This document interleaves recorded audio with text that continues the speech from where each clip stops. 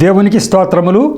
ప్రభు పేరిట ఈ కార్యక్రమం వీక్షిస్తున్న ప్రియ దేవుని జనాంగమా, మీ అందరికీ నా హృదయపూర్వకమైన శుభవందనాలు తెలియపరుచుకుంటూ ఉన్నా.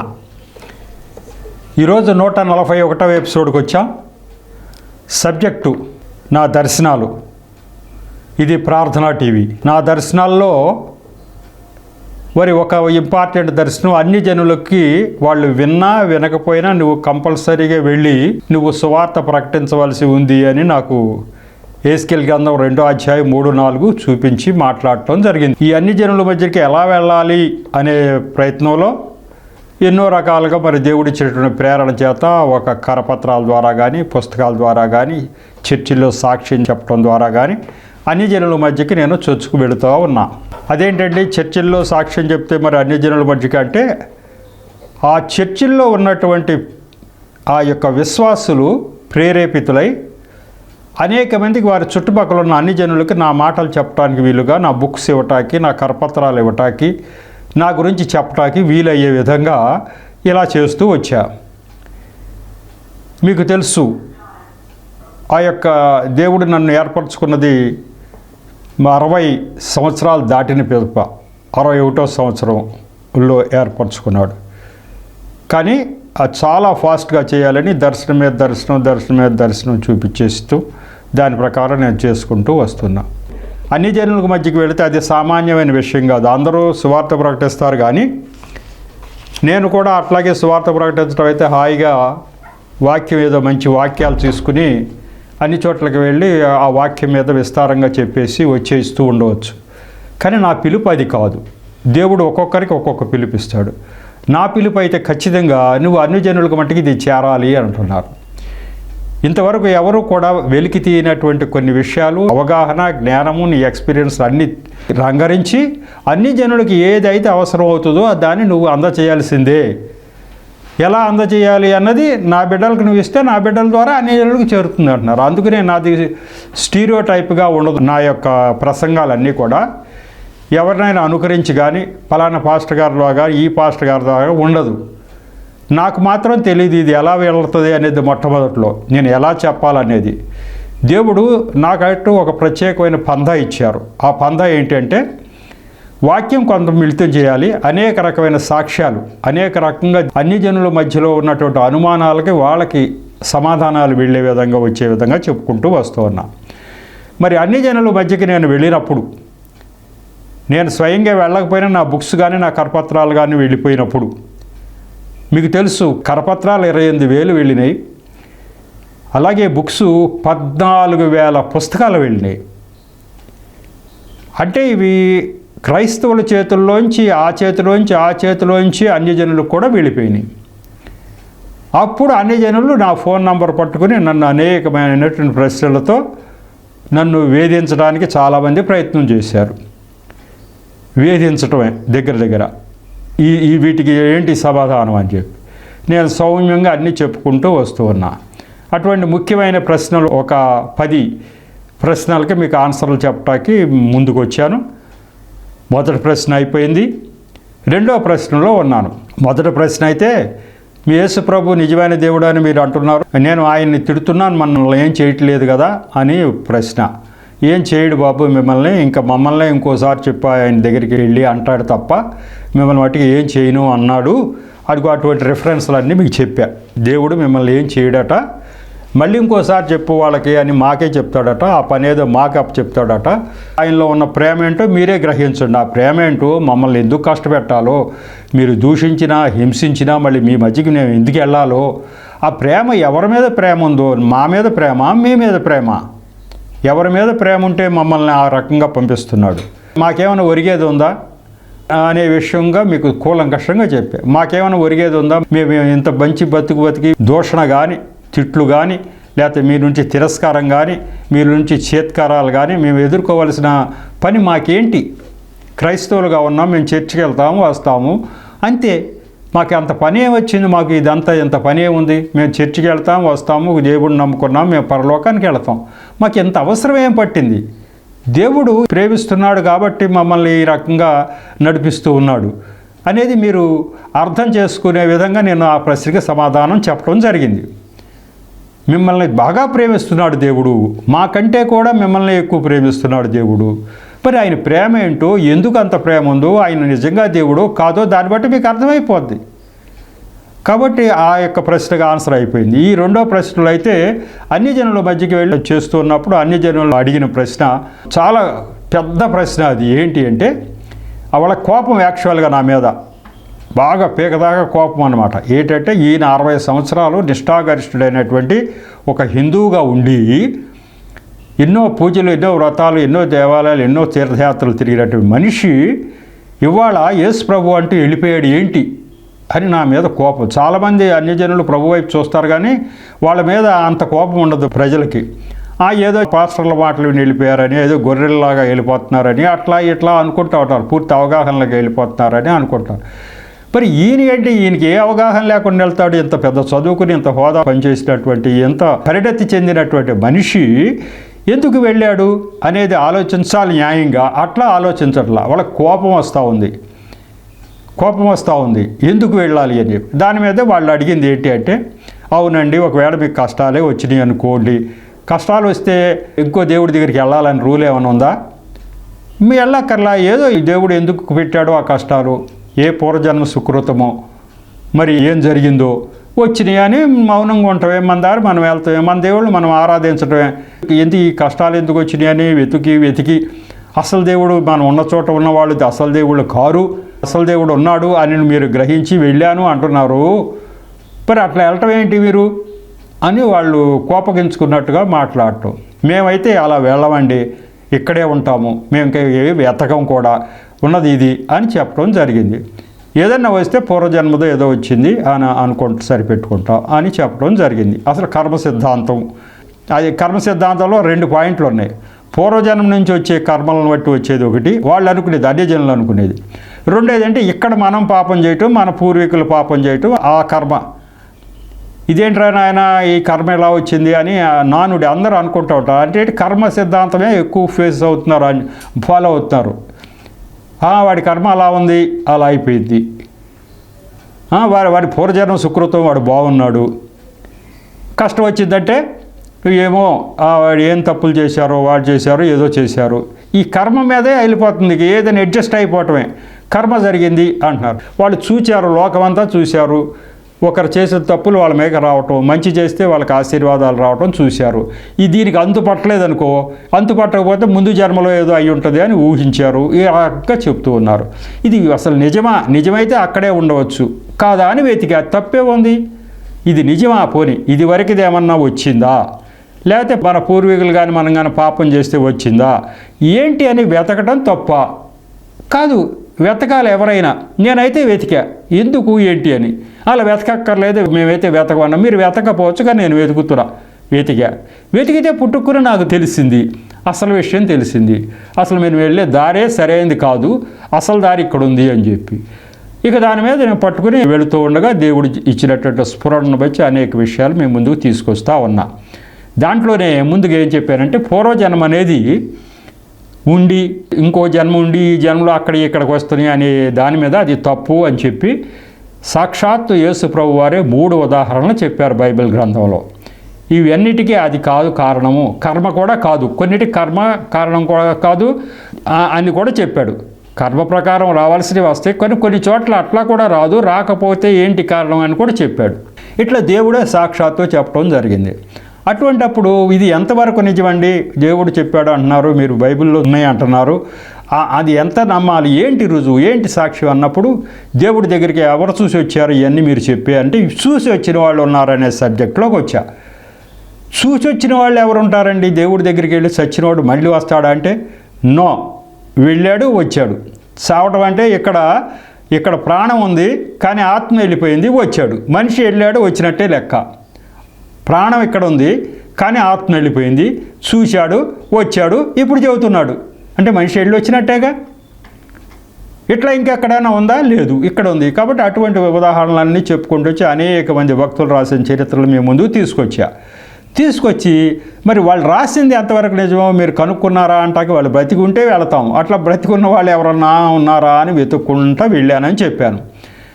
అందులో డాక్టర్ ఆనంద సిరా గారు తమిళనాడు రాష్ట్రం, ఆయన 3 సార్లు పరలోకం వెళ్ళి వచ్చింది రాశారు కాబట్టి నేను వెళ్ళాను, విషయాలు నిర్ధారణ చేసుకున్నాను, అంతా ఓకే రైట్ నిజంగానే ఉంది అని అర్థమైంది. ఇంకా మన పరిసర ప్రాంతాల్లో పల్నాడు జిల్లా, ఒకప్పుడు గుంటూరు జిల్లా, పల్నాడు జిల్లాలో పాల్ ప్రకాష్ గారు అని ఒక పాస్టర్ గారు, ఇదిగో నేను పరలోకం వెళ్ళి వచ్చాను, హాస్పిటల్ బెడ్ మీద ఉండగా నా ఆత్మ వెళ్ళింది వచ్చింది, ఇదిగో నేను అవి చూసా ఇవి చూసా అని అనటం జరిగింది. ఇక ఆయన ఎట్లాగో ఆయన కూడా మన అందుబాటులో ఉన్నాడు, కానీ ఆయన దగ్గరికి వెళ్ళటం, ఒకరోజు ఆయనతో గడపడం, విషయాలన్నీ సేకరించడం, ఆయన కుటుంబ సభ్యులతో విషయాలన్నీ నిర్ధారించుకోవటం అంతా జరిగింది. ఇక్కడ వరకు చెప్పుకుంటూ వచ్చా. ఇంకా చాలా ఉన్నాయి. ఇక తర్వాత మామూలు క్రియాఫలాలకి వెళదాం ఈ సబ్జెక్ట్లోనే అనుకుంటూ ఉన్నాను. ఇదివరకు కూడా మీకు అదే చెప్పాను. కానీ ఇంకా చాలా వస్తుంది. దేవుడు ఏం స్ఫురణ ఇస్తున్నాడంటే, ఈ విషయాలు నువ్వు చెప్పకపోతే నా బిడ్డలకి ఎవరు చెప్తారు అంటున్నాడు. ఇంకా ఉన్నాయి. తీరా చూస్తే నేను ఇంకా తవ్వుతూ ఉంటే వాళ్ళు ఇప్పుడు మనుషులు జీవించి ఉన్నవాళ్ళు ఇంకా 3 సాక్ష్యాలు దొరికినాయి నాకు. వాళ్ళు పరలోకం వెళ్ళారు వచ్చారు, వాళ్ళు ఏమేమి చూశారో ఉంది. మరి ఇవన్నీ నువ్వు తెలుసుకుని నువ్వే ఊరుకుంటే మరి ప్రజలకు ఎవరు చెప్తారు? అదేంటండి నేనే చెప్పాలా అంటే, అవును చెప్పాలి అని దేవుడు అంటున్నాడు. ఎందుకు అంటే, చర్చిల్లో ఈ విషయాలు చెప్పరు కదా. చర్చిలో బైబిల్ గ్రంథంలో ఏముందో ఆ విషయాలు ఒకసారికి 2 సార్లు ఇంకా అర్థమయ్యే రీతిగా చెప్తారు అంతే. కానీ ఈ విషయాలు చెప్పరు కదా. దేవుడి దగ్గరికి పలానా ఆయన వెళ్ళొచ్చాడు, పలానా ఇది చూశాడు అని చెప్పే విషయాలు వాళ్ళు చెప్పరు కదా. ఈ బైబిల్ గ్రంథంలో ఉండవు కదా. తర్వాత ధర్మిల ఈ మధ్య కాలంలో జరిగేవి కదా ఇవన్నీ. కాబట్టి ఈ విషయాలు నువ్వు చూచావు, లేకపోతే నువ్వు విన్నావు, నువ్వు తెలుసుకున్నావు, ఇవి ఖచ్చితంగా నా బిడ్డలకు ఇవ్వాల్సిందే అంటున్నాడు. అంతేగాని ఇదివరకు 100,000 మంది చెప్పేటువంటి వాక్యమే నువ్వు కూడా చెప్పడానికి కాదు నేను ఏర్పరచుకున్నది అంటున్నాడు దేవుడు. అందరూ చెప్తున్నారు, తెల్లారు లేచిన కాదు 24 గంటలు కూడా వాక్యం ఎంతో చెప్తున్నారు. అదే చెప్పడానికి కాదు నీ ఏర్పాటు వేరు. ఖచ్చితంగా అన్ని జనాలు ఈ రోజుకి అంటున్నారు, నువ్వు చూసావా దేవుణ్ణి అంటారు. నన్ను కూడా ప్రశ్నించారు అలా, నువ్వు చూసావా, నువ్వు ఆ పరలోకం అంటున్నావు, నరకం అంటున్నావు, నువ్వు చూసి వచ్చావా, ఎవరైనా చూసి వచ్చారా పోనీ అంటున్నారు. మన క్రైస్తవులు అయితే బైబిల్లో ఉందా అంటున్నారు. అది అవునా? కాదు, చూసి వచ్చిన వాళ్ళు ఉన్నారండి, చూసి వచ్చారు, ఇదిగో ఇది అని చెప్పడానికి వాళ్ళ దగ్గర ఆ సబ్జెక్ట్ లేదు, ఎవరు చెప్పలా. ఒక ఆయన చెప్పారు నా మాటలు విన్న తర్వాత, నేను 30 సంవత్సరాలుగా చర్చికి వెళ్తున్నానండి, ఈ విషయాలు మాకు తెలియదు, ఎవరు చెప్పలేదు అన్నాడు. మేము క్రైస్తవులమే, దేవుడి దగ్గరికి వెళ్ళి వచ్చిన వాళ్ళు ఉన్నారు అన్న విషయం మాకు ఇంతవరకు తెలియదు, ఎవరు చెప్పలేదు. మేము ఇంకా పక్క వాళ్ళకి ఏం చెప్తాం? ఇప్పుడు మీరు బయటికి చెప్పారు కాబట్టి ఇప్పుడు మాకు తెలిసింది, ఇప్పుడు చెబుతాం మేము అంటున్నారు. అదే అనుకుంటా దేవుడి ఉద్దేశం. నువ్వు చెప్పాలి, నా బిడ్డలు వినాలి, వాళ్ళ నోటి ద్వారా ఇంకొకరికి చెప్పగలగాలి అనేది దేవుడి యొక్క ప్రణాళిక అయి ఉంది. కాబట్టి ఆ విషయాలకే నేను ప్రాధాన్యత ఇస్తూ ఉన్నా. వాక్యం అందరూ చెప్తున్నారు, మళ్ళీ నేను అదే చెప్పుకుంటూ వెళ్ళటం వల్ల ఉపయోగం ఏమీ లేదు. కాబట్టి ఈ విషయానికి వచ్చి 3 మళ్ళీ సాక్ష్యాలు నాకు బయటకు వచ్చినాయి. ఆ 3 కూడా చెప్పాల్సిందే అన్నట్టు దేవుడు ప్రేరణ ఇస్తున్నాడు, అంతరాత్మ ప్రేరణ. అది దాంట్లో బ్యూటిఫుల్ సాక్ష్యం ఇప్పటికి ఒక 15 రోజుల క్రితం వచ్చింది, యూట్యూబ్లో వచ్చింది. ఎంత చక్కని సాక్ష్యం అంటే దాంట్లో అసలు ఎన్నో అంశాలు రుజువు అయిపోయినాయి.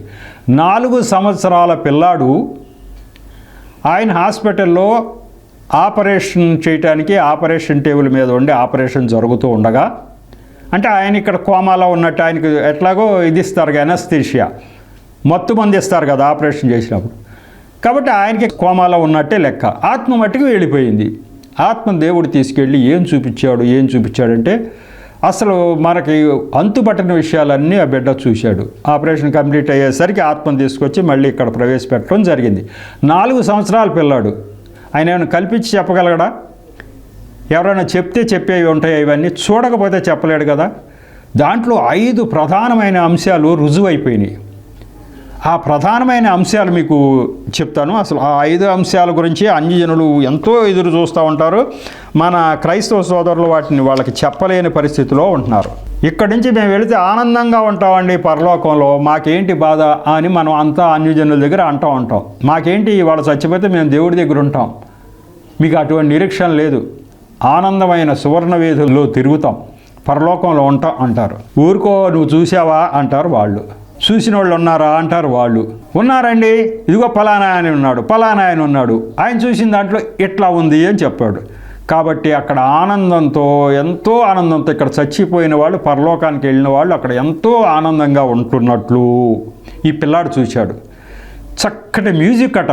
ఆ మ్యూజిక్ చెవులకి ఇంపుగా దేవదూతలు చక్కని స్వరాలతో ఇక్కడ చచ్చిపోయిన వాళ్ళంతా కూడా అక్కడ పరలోకంలో ఉన్న వాళ్ళంతా ఎంతో ఆనందంగా ఉంటున్నట్టు ఈ పిల్లాడు చూశాడు. ఎవరు చూశారంటే ఇదిగో చూసింది సాక్ష్యం. ఇక రెండో అంశం, ఇంకో జన్మ లేదు. ఇంకో జన్మ లేదంటే ఎట్లా చెప్తారు మీరు? బైబిల్లో ఉంటే నమ్మాలా అంటారు అన్యులు. బైబిల్లో ఉంటే నమ్మడం కాదు, ఇదిగో ఈ మనుషులు ఈ చూసిన దాని ద్వారా నమ్మాలి. ఇప్పుడు ఈ పిల్లాడు ఏం చూశాడు చెప్పనా? వీళ్ళ తాతయ్యని చూశాడు అక్కడ, వీళ్ళ అక్కయ్యని చూశాడు అక్కడ. ఈ భూమి మీద వీళ్ళ తాతయ్యనే ఈయన చూడలా, ఈయన పుట్టకముందే చనిపోయాడు ఆయన. అలాగే వీళ్ళ అక్కయ్యని కూడా చూడలా, ఈయన పుట్టకముందే ఆమె కూడా చనిపోయింది. వాళ్ళ ఫోటోలు కూడా తెలియదు ఈయనకి ఇక్కడ ఈ పిల్లాడికి. కానీ ఈ పిల్లాడు వాళ్ళిద్దరిని చూచాడు, వాళ్ళు ఏం మాట్లాడింది చెప్తా ఉన్నాడు. కాబట్టి దీన్ని బట్టి చనిపోయిన వాళ్ళు ఎక్కడికి వెళ్తారు?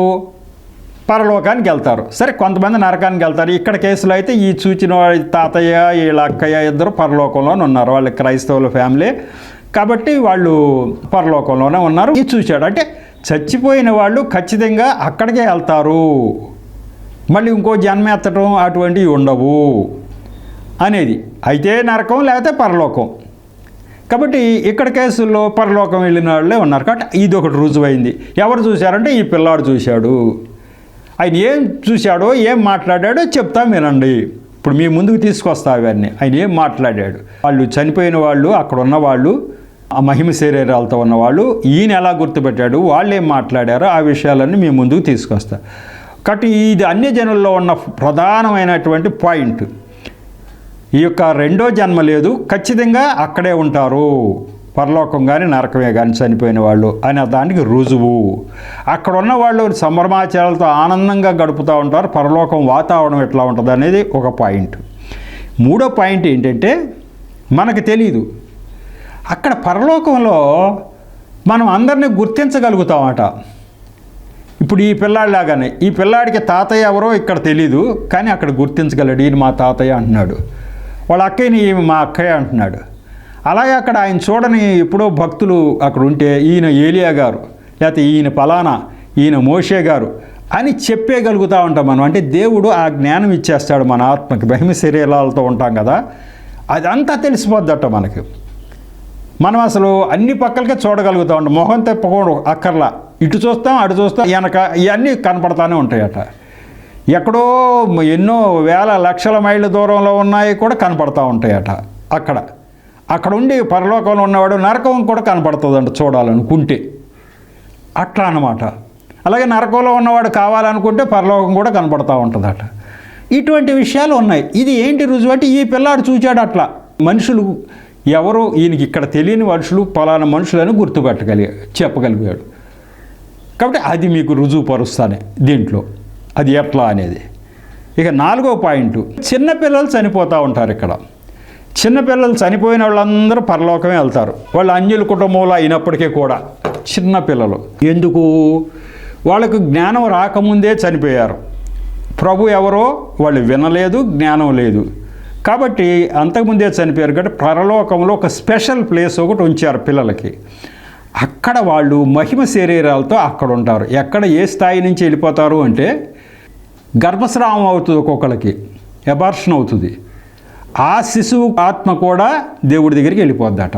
అంటే పిండంగా రూపొందబడిన మరుక్షణమే ఆత్మ ఆ పిండంలోకి వచ్చి ఉంటుంది. కాబట్టి ఆత్మకి చావు లేదు. కాబట్టి ఇక్కడ గర్భస్రావం జరిగితే ఆ పిల్లాడు, ఆ ఆత్మ పరలోకం వెళ్ళిపోద్ది. ఒక స్పెషల్ ప్లేసు పిల్లలకు ఉంచాడు. వీళ్ళట ఈ మహిమ శరీరాలు ఇక్కడ భూమి మీద ఉంటే ఎలా పెరుగుతాయో అలాగే ఒక వయసు వచ్చేదాకా అక్కడ కూడా మహిమ శరీరాలు పెరుగుతూ ఉంటాయట. దాని రుజువైంది ఇక్కడ రుజువైంది. కాబట్టి అక్కడ వెళ్ళిన తర్వాత ఈ మహిమ శరీరాలు అక్కడ పిల్లలు పెరుగుతూ ఉంటారు అని చెప్పేది రుజువైంది ఇక్కడ. తర్వాత అక్కడికి వెళ్ళిన వాళ్ళంతా ఎట్లా కనపడతారు అని అంటే, మనం చనిపోయేటప్పుడు ఎట్లా ఉంటాం? ముసలివారం అయిపోయి తెల్లటి జుట్టుతో వడిలిపోయిన శరీరంతో ముసలితనంలో చనిపోతాం. ఇక్కడ శరీరం ఇక్కడే ఉంటుంది. ముసలితనం చనిపోయాము, ఆ శరీరం మనం భూమిలో భూస్థాపన చేసేసాం. ఆత్మ వెళ్ళిపోయింది. ఆత్మ మహిమ శరీరం. ఈ మహిమ శరీరం ఎలా ఉంది? ముసలప్పుడు ఉన్నట్టుందా, లేకపోతే ఆయన యవ్వన స్థితిలో ఉన్నట్టుందా అంటే ఆయన యవ్వన స్థితిలో ఆరోగ్యంగా ఉన్నప్పుడు ఆయన ఎట్లా ఉన్నాడో ఆ రూపము అక్కడ ఉందట. ఈ చచ్చిపోయిన రూపం రాలా, అంటే వెళ్ళింది ఆత్మ కదా, మహిమ శరీరం ధరించుకున్నది. ఆయన ఇక్కడ ముసలి రూపం ఎక్కడ ఉందో అక్కడ ముసలి రూపం లేదట. అక్కడ ఒక మంచి మధ్య వయస్కుడు రూపంలో ఉన్నట్టుగా ఇక్కడ రుజువైంది. అది వీళ్ళ తాతయ్య విషయంలో అట్లా రుజువైంది, వీళ్ళ అక్కయ్య విషయంలో అట్లా. వీళ్ళ అక్కయ్య కూడా గర్భస్రావం ద్వారా ఆ యొక్క పిండం చనిపోవటం జరిగింది వీళ్ళ అక్కయ్య విషయంలో. ఆమెను ఎవరు చూడాలి అసలు భూమి మీద, కానీ ఆమె అక్కడికి వెళ్ళి పెరుగుతూ ఉంది. ఈయన వెళ్ళే నాటికి కొంత వయస్సు తోటి అక్కడ ఉంది ఆ పిల్ల.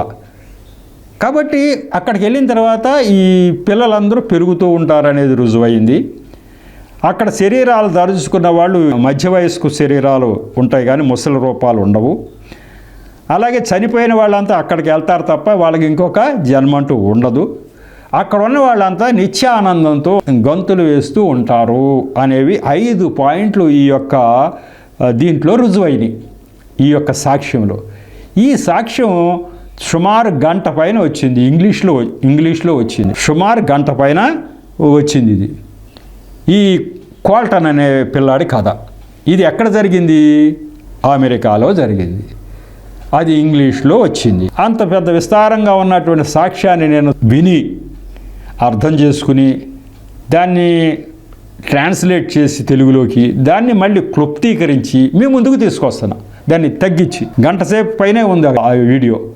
అది చూసా, అదంతా మీకు తెస్తాను. దేవుడు నాకు ఇచ్చిన ప్రేరణ చూసిన తర్వాత నువ్వు చూసా, అర్థం చేసుకున్నావు అబ్బాయి, ఫుల్గా నువ్వు సాటిస్ఫై అయ్యావు. ఓహో ఇలా ఉంది, ఇది రుజువు అని అనుకున్నావు. అలా నా బిడ్డలందరూ కూడా ఫుల్గా సంతృప్తి పడాలి కదా. ఇది నిజమే, మనం నమ్మేదంతా నిజమే, బైబిల్లో మాటలు నిజమే, అన్నీ నిజమే, ఇదిగో సాక్ష్యం అని నా బిడ్డలందరి మనసుల్లో దృఢంగా అది పాతుకుపోవాలి కదా. ఆ పని చేయటాకే నిన్ను ఏర్పరచుకున్నా. కాబట్టి నువ్వు స్కిప్ చేసి వెళ్ళటానికి వీల్లేదని ప్రేరణ దేవుడు. మరి దీని తర్వాత ఇంకా 2 ఉన్నాయి. మరి చెప్పకుండా వెళ్ళిపోదామా అంటే నా మనస్సాక్షి నన్ను బలవంత పెడుతుంది. నువ్వు చెప్పకుండా వెళ్ళటానికి వీలే లేదు, నువ్వు చెప్పాల్సిందే అని చెప్తా ఉంది. కాబట్టి మీ ముందుకి నేను విస్తారంగానే తీసుకొస్తున్నా. కానీ ఇది తప్పదు. ఇది దేవుడు నాకు ఇచ్చిన స్టైల్, నాకు చెప్పే విధం నాకు ఇచ్చింది. అందరిలాగా ఉండదు, నేను ఎవరిని అనుకరించలేదు, ఒకళ్ళు చూచి కూడా పెద్దగా నేర్చుకున్నది ఏమీ లేదు. నేను జ్ఞానం అయితే సంపాదించుకున్నాం, బైబిల్ కాలేజీకి వెళ్ళాం, జ్ఞానం సంపాదించుకున్నాం తప్ప ఒకరిని అనుకరించడంగా, ఒకరికి చెప్తే కానీ ఒకరు చూసి కానీ చెప్పేది కాదు ఇది. దేవుడు నన్ను ప్రత్యేకంగా ఎలా చెప్పాలి, నీ మాటలు ఎలా ఉండాలి, ఉప్పు వేసినట్టుగా సారవంతంగా విన్నవాడికి మైండ్లో గుచ్చుకుపోయి వాడు చచ్చిపోయేదాకా వాడికి గుర్తుండాలి నువ్వు చెప్పిన మాటలు. ఏదో చెప్పామలే అని తరువు కొట్టేట్టుగా ఆ మనిషి మెదడులో నాటుకుపోవాలి. ఆ చనిపోయేలోగా వాళ్ళు ఎవరికో ఒకళ్ళగా ఆ మాట స్థితిలో వాళ్ళు ఉండారంటే మెదడులో నాటుకోవాలి కదా నువ్వు చెప్పింది. అది అట్లా పోయేటట్టుగా చెప్తే కుదరదు అంటున్నాడు. కాబట్టి ఆ నాటుకుపోయేటట్టు చెప్పడానికే ఈ సబ్జెక్టు మళ్ళీ దాని యొక్క ఎవరు చూచారు, ఏం చూచారు అన్న సబ్జెక్టులో చాలామంది ఉన్నారు. వాళ్ళంతా చూచారు, రాశారు పుస్తకాలు, చనిపోయారు. కానీ ఇప్పుడు బ్రతికున్న వాళ్ళు, నాకు తారసపడిన వాళ్ళు ఇప్పుడు 2 గురించి చెప్పేశా. ఇంకా 3 వచ్చినవి, ఆ 3 చెప్తా. ఇవి కాక 100,000 ఉంటాయి, అవి మన దృష్టిలో ఉండవు. కానీ నా దృష్టికి వచ్చినవి అన్నీ కూడా మీ ముందుకు తీసుకురావాలి, చెప్పాల్సిన పోచి నా మీద ఉంది.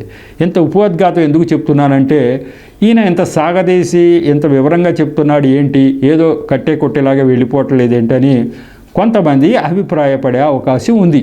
కానీ నా పిలుపు వేరు, దేవుడు నాకు ఇచ్చినటువంటి ఆ పిలుపు వేరు అనే విషయంలో మీకు చెప్తూ ఉన్నా.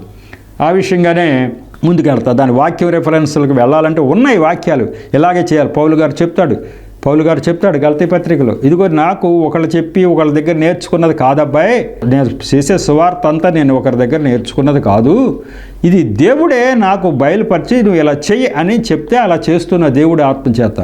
ముందుగా అందరూ బాగా అర్థం చేసుకోలేదు, కానీ తర్వాత అందరూ అర్థం చేసుకుని నన్ను ప్రోత్సహిస్తూ ఉన్నారని చెప్తాడు గలతీ పత్రిక 2వ అధ్యాయంలో. కాబట్టి అట్లాగే నాకు కూడా ఏంటంటే మీకు చెప్తే మీకు అర్థమవుతూ ఉంటుంది, మీరు కూడా అర్థం చేసుకుంటారు. ఓహో, ఈయన మీద దేవుడి యొక్క ఆత్మ పనిచేస్తూ ఉంది, ఆ ఆత్మ నడిపింపుతో వెళుతున్నాడు తప్ప ఏదో చెప్పామలే సువార్త అన్నట్టు చెప్పడం లేదని మీకు కూడా అర్థమవుతూ ఉంటుంది. కాబట్టి దీంట్లో అంతరార్థం ఏంటంటే మీకు బాగా బోధపడటమే, మీకు బాగా బోధపడితే ఆ తర్వాత ఏం జరగాలో ఆయన చూసుకుంటాడు. ముందు మీకు బాగా బోధపడాలి అనేదే వస్తూ ఉంది. ఇక ఈ సాక్ష్యానికి వెళదాం. ఈ యొక్క సంఘటన జరిగింది నెబ్రాస్కా అనే ఒక చిన్న టౌన్లో జరిగింది. ఈ నెబ్రాస్కా ఎక్కడుందో ఆ వీడియోలో చెప్పలా. నెబ్రాస్కా అనే చిన్న టౌన్లో 4 సంవత్సరాల పిల్లాడు పరలోకానికి వెళ్ళాడు, చూచి వచ్చాడు అనే ఉంది సబ్జెక్ట్. దాని హెడ్డింగ్ కూడా అట్లాగే ఉంది, బాయ్ రిటర్న్స్ ఫ్రమ్ డెత్ అనేది ఉంది. అర్థం ఏంటంటే ఒక పిల్లాడు చనిపోయి మళ్ళీ వచ్చాడు అని చెప్పి ఉంది దాంట్లో. ఈ నెబ్రాస్కా ఎక్కడో చెప్పాల. నెబ్రాస్కాలో ఇలా జరిగిందని మొత్తం 1 గంట సేపు చెప్పారు, కానీ నెబ్రాస్కా ఎక్కడుందో ఎక్కడ లేపలా. అరే ఎలా అని చెప్పి నేను ఆలోచించి వెంటనే మరి సమయం అవుతా ఉంది ఈ అసలు సబ్జెక్ట్లోకి నెక్స్ట్ ఎపిసోడ్లోకి తీసుకెళ్ళాలనుకుంటున్నా. ఈ నెబ్రాస్కా ఎక్కడ ఉంది అని నేను ఎలా మళ్ళీ దాన్ని వివరం సేకరించాను. ఆ తర్వాత అక్కడ జరిగిన సంఘటనలన్నీ మీకు చెప్తా. చెప్పిన 5 పాయింట్లు ఉండగా 5 పాయింట్లు దీంట్లో ఎలా రుజువైంది అని మీకు చెప్తా. మీరు ప్రధానంగా మీరు హృదయాల్లో భద్రపరచుకోండి. ఈ సబ్జెక్టు మీకు ఫ్యూచర్లో చాలా ఉపయోగపడే సబ్జెక్టు. అనేక మంది అన్యజనులను మీరు వెలిగించవద్దు. అన్యజనులకి ఈ మాటలు చెప్పేవాడే లేడు ఈ ప్రపంచంలో, క్రైస్తవులు తప్ప అన్ని జనులు పాపం వాళ్ళు దిక్కులేని స్థితిలో ఉన్నారు. ఈ విషయాలు వాళ్ళకి చెప్పేవాళ్ళే లేరు. కాబట్టి చెప్పటం అంటూ జరిగితే క్రైస్తవుడే చెప్పాలి తప్ప ఇంకెవ్వరికీ తెలియదు. మీకు తెలిసే విధంగా చెప్పాలంటే మళ్ళీ నేనే చెప్పాలని దేవుడు ఉద్దేశం. ఇదిగో నువ్వు చెప్పాలి అని. మరి అందరికీ చెప్పలేదుగా ఈ మాటలు, ఇలా చెప్పు అని నాకే చెప్పాడుగా. నా పని ఇది, నువ్వు చెప్పాలి అన్నాడు. ఇక మీరు ఎవరికి చెప్పాలో ఆయన చూసుకుంటాడు. నన్ను ఎంత ప్రేరేపణించి ఇలా చెప్పిస్తున్నటువంటి దేవుడు మీ ద్వారా ఒకరికి చెప్పించడా? అది ఆయన చేతిలోనే ఉంది, ఆయన ప్రణాళిక అది. కాబట్టి అసలు సబ్జెక్టులో దిగలేదు. కాబట్టి ఈ యొక్క నెబ్రాస్కా అనే టౌన్లో 4 సంవత్సరాల పిల్లాడి చరిత్ర నెక్స్ట్ ఎపిసోడ్ తీసుకెళ్తా. ఇంతటితో ఈ 141 ఎపిసోడు ముగిద్దాం. దేవుడి యొక్క మాటలని సాక్ష్యాన్ని దీవించును గాక. చిన్న ప్రార్థన చేసి ముగిస్తా. కృపగల దేవ, మహాపరిశుద్ధుడా, ప్రేమగల తండ్రి, ప్రభువా మీకు వందనాలు స్తోత్రాలు చెల్లించుకుంటున్నాను తండ్రి. ఈరోజు ఈ యొక్క 141 ఎపిసోడ్ను కూడా తగిన నడిపింపుని మీరు దయచేశారు తండ్రి. మీరే నా నోటి ద్వారా మాట్లాడినందుకు స్తోత్రాలు తండ్రి. అలాగే వింటున్న బిడ్డల హృదయాలు తెరిచి విషయం గ్రహించే శక్తిని వారికి దయచేశారు తండ్రి. అనేకమైన గూఢమైన మర్మాలు ప్రభు వారు గ్రహించే స్థితికి ప్రభు వారిని తీసుకొస్తున్నందుకు స్తోత్రాలు తండ్రి. ఇక ముందు కూడా ప్రభు ఈ పరిచర్యను దీవించండి. అలాగే ప్రభువా మరి టీవీ యాజమాన్యం కానీ, టీవీలో పనిచేస్తున్నటువంటి బిడ్డలు కానీ, అలాగే ప్రభు వీక్షిస్తున్న బిడ్డలందరినీ దీవించమని, నన్ను నా పరిచయం కూడా దీవించమని యేసునామములో పరమ తండ్రిని బ్రతిమాలి ప్రార్థించి వేడుకుంటున్నా తండ్రి. ఆమెన్. మరొకసారి మీ అందరికీ నా హృదయపూర్వక వందనాలు తెలియపరచుకుంటూ ఉన్నా. అందరూ